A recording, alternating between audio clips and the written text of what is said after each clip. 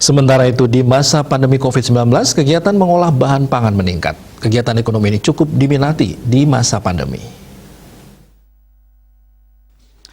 Pantauan ini didukung data dari Badan Pusat Statistik BPS Provinsi Bali, yaitu industri pengolahan, yang menunjukkan kontribusi 3,62 triliun rupiah pada triwulan 2 2021 terhadap PDRB Bali.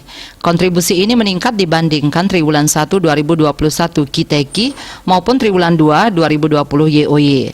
Berdasarkan struktur PDRB, industri pengolahan pada triwulan 2 2021 merupakan 10 besar kontributor PDRB Bali terbesar. Secara KITEKI maupun YOY, industri pengolahan pada triwulan 2 2021 juga menunjukkan pertumbuhan positif, yaitu masing-masing 3,60% KITEKI dan 0,42% YOY.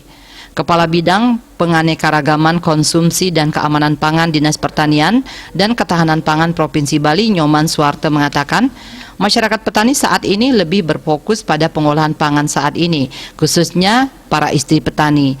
Hasil produksi bahan pangan oleh petani diolah oleh para istri dalam kelompok wanita tani KWT menjadi bahan pangan bernilai tinggi.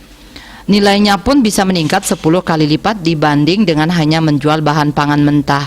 Seperti olahan keladi yang biasanya dijual di pasar satu keranjang seharga Rp5.000, dengan diolah menjadi tepung keladi harganya menjadi lebih tinggi, yaitu Rp25.000 per kilogram. Apalagi di masa pandemi ini, ketika industri pariwisata yang biasa menyerap produk pertanian tidak bekerja dengan baik, hasil olahan pertanian dapat menjadi penopang.